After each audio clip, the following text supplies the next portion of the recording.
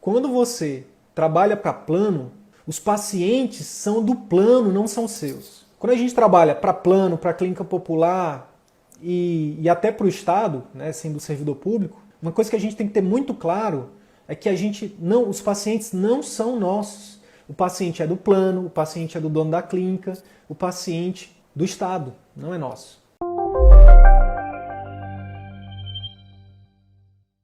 Faz as contas. Para você que é clínico, isso serve, os programas de acompanhamento para quem é clínico, muda o jogo.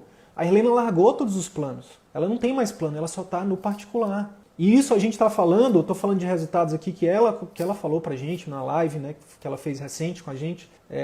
E a gente está falando de um ano onde a gente está num momento mais difícil da humanidade, né? Num pós-pandemia aí, em alguns locais ainda tem segunda onda e tudo mais. Imagina daqui a 1, 2, 3, 4, 5 anos, como é que vai estar a vida da nossa colega Irlena, do ponto de vista de retorno financeiro, de satisfação com a profissão, de impacto na vida dos pacientes.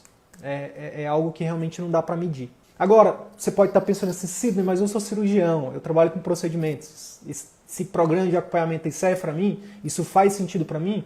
Cara, total. Quantos alunos a gente não tem que trabalham com procedimentos, que são cirurgiões, que estão também disparando nesse sentido, né? Incorporando toda a nossa metodologia de pré, de intra e de pós-consulta. São muitos exemplos que eu posso dar para vocês de todas as especialidades cirúrgicas, dermato, cirurgia vascular, ortopedia, cirurgia do aparelho digestivo, oftalmologia, otorrino, enfim, para todos. Obstetrícia, ginecologia, pediatria, enfim, todas as especialidades podem se beneficiar disso. No fundo, que o paciente, a pessoa que está na sua frente, você pode ser especialista de qualquer área, mas ele quer um médico para chamar de seu, ele quer um médico que ele confie, ele quer um médico, uma médica que crie um vínculo, um relacionamento com ele. Isso é cada vez mais raro. E esse é um dos grandes diferenciais do nosso projeto, do CVM. A gente ensina você, a gente te lembra, né, aquilo que você veio procurar na medicina. A gente te ensina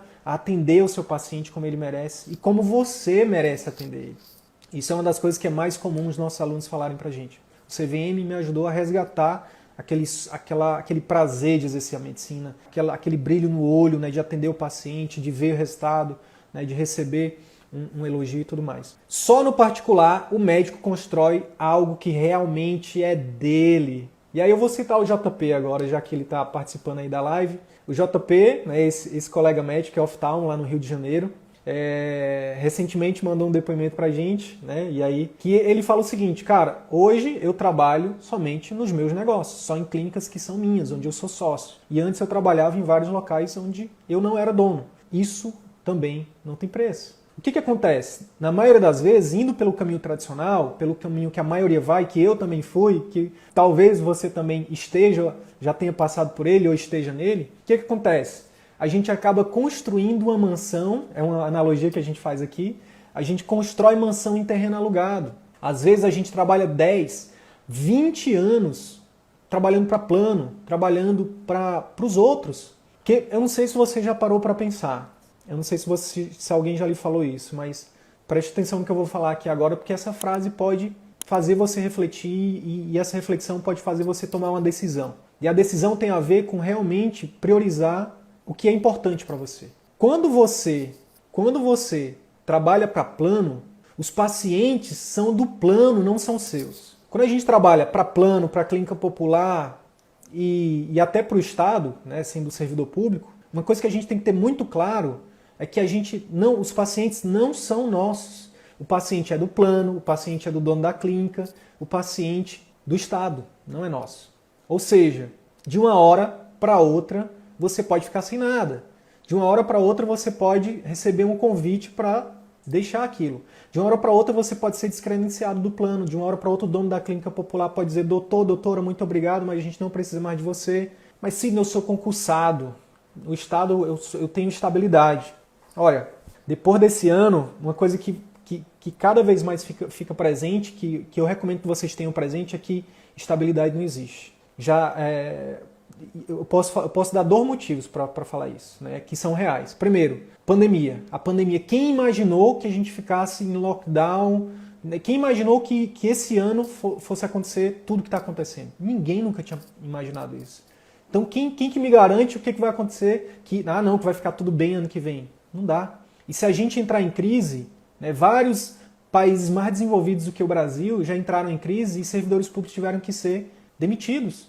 Tá? Então não é porque você é servidor que você está garantido para o resto da vida, não. Eu não estou nem entrando no mérito de você não gostar do seu serviço, de você não ter as condições, de você não conseguir ajudar seus pacientes. Não estou nem entrando nesse mérito. Não estou entrando nesse mérito. Ou de você ser remunerado muito menos do que você poderia ser no seu consultório. Não vou entrar nesse mérito. O que eu estou falando é que de uma hora para outra as coisas podem mudar. O outro motivo é que hoje no Brasil já funciona, já está funcionando, já está em tramitação a lei de demissão voluntária para servidor público. Pergunta por que eu sei disso. Antes de eu entrar no serviço público, lá em 2000, eu entrei em 2013, larguei recentemente um vínculo público que eu tinha, e antes de entrar, em 2012, todo servidor público federal chegava à aposentadoria com o valor do salário dele integral, até 2012. Quando foi em 2012, a presidente Dilma mudou numa canetada isso.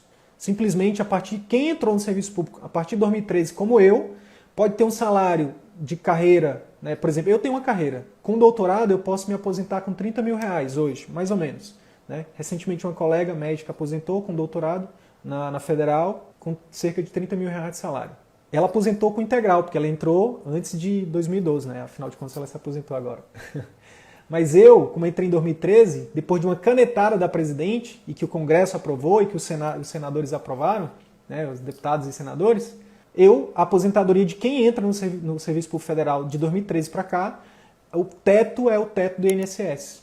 Então, mesmo que eu tenha doutorado, que eu tenha trabalhado 30 anos, que meu salário seja 30 mil reais por mês, quando eu for me aposentar, eu vou me aposentar com... Hoje é 5 mil reais o teto da Previdência. Então, assim, as coisas podem mudar de uma hora para outra. Então não é porque você é servidor público que você está garantido.